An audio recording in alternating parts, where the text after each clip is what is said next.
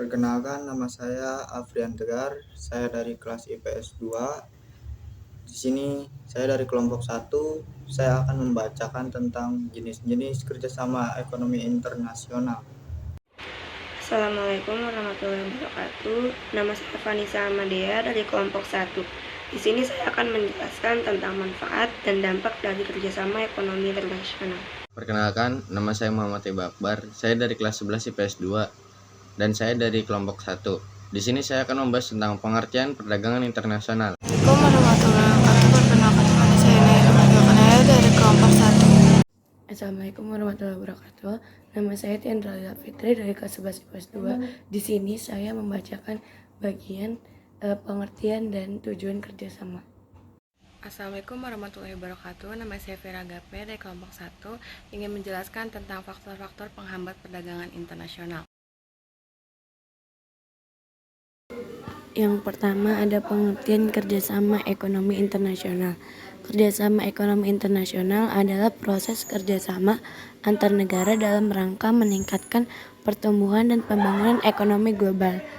Ini melibatkan pertukaran barang, jasa, modal, dan teknologi antar negara untuk mempromosikan manfaat ekonomi bersama. Selanjutnya ada tujuannya. Tujuan dari kerjasama internasional adalah untuk meningkatkan kualitas hidup semua orang di seluruh dunia dengan mempromosikan perdamaian, keamanan, pembangunan ekonomi, konservasi lingkungan, perlindungan hak asasi manusia, dan pemeran global. Lalu ada manfaat dari kerjasama ekonomi internasional. Apa sih manfaatnya? Manfaat yang bisa didapatkan dari peningkatan kerjasama ekonomi secara internasional tidak hanya menyangkut investasi saja. Ada banyak keunggulan yang akan membuat suatu negara yang awalnya masuk negara berkembang perlahan menjadi negara maju. Dampak positifnya apa ya kira-kira? Yang pertama itu ada meningkatkan daya ekonomi seperti impor dan ekspor barang. Yang kedua ada semakin memperkuat alur perdagangan dan akses pasar. Yang ketiga ada kasus persengketaan atau pelanggaran yang dapat diselesaikan dengan mediasi yang jelas. Lalu yang keempat ada memperkuat dan menstabilkan keuangan negara. Lalu yang terakhir ada menambahkan pendapatan negara lewat devisa. Apa sih dampak negatifnya? Dampak negatifnya yang pertama itu ada menciptakan pola ketergantungan dengan negara lain. Yang kedua ada kenaikan mata uang asing. Dan yang ketiga ada mayoritas sumber daya manusia didominasi tenaga asing. Kerjasama ekonomi dapat dibagi menjadi 4 kategori, yaitu kerjasama ekonomi bilateral, regional, multilateral, dan antarregional. Kerjasama ekonomi bilateral adalah kerjasama yang melibatkan dua negara dan saling membantu satu sama lain. Kerjasama ekonomi regional adalah kerjasama yang melibatkan beberapa negara di suatu kawasan tertentu. Kerjasama ekonomi multilateral adalah kerjasama yang melibatkan banyak negara dan tidak terikat oleh batasan wilayah atau kawasan tertentu. Contohnya adalah kerjasama antar Indonesia, Prancis, Jepang, Korea, Singapura, dan lain-lain.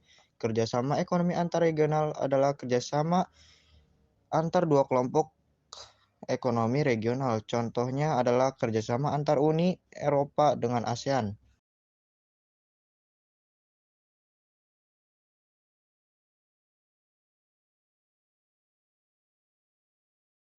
Pengertian perdagangan internasional.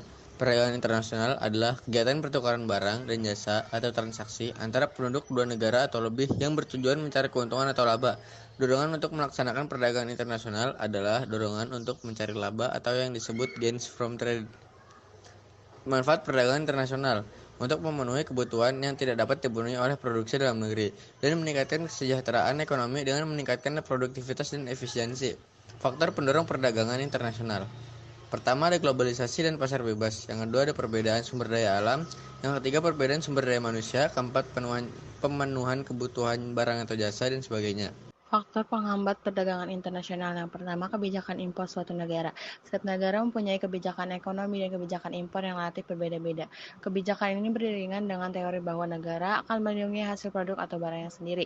Yang kedua, transaksi yang sulit dikompleks. Contoh transaksi yang sulit datang apabila pembayaran dilakukan secara tunai. Maka negara pengimpor akan mengalami kesulitan dan risiko yang tinggi. Yang ketiga, perbedaan mata uang. Nilai dari kurs mata uang tersebut kerap kali berbeda-beda dan menghambat proses perdagangan perdagangan internasional. Untuk menyelesaikan hal ini, kedua negara dapat melakukan proses perdagangan dengan mata uang standar internasional. Yang keempat, perang. Perang secara eksplisit merupakan hubungan bilateral antar negara berdampak pada gagalnya perdagangan internasional. Yang kelima, kualitas sumber daya manusia yang rendah. Rendahnya kualitas sumber daya manusia suatu negara juga sangat menghambat perdagangan internasional. Dengan negara dengan kualitas SDM rendah akan menghasilkan barang dan jasa dengan kualitas rendah pula. Menurut Wahyono, perdagangan internasional merupakan transaksi bisnis antar beberapa pihak yang melibatkan lebih dari satu negara.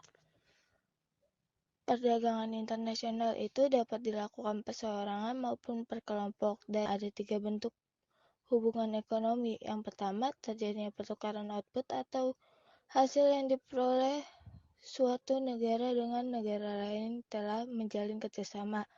Kedua, terbentuknya hubungan ekonomi dalam bentuk hutang piutang yang terjadi antar negara.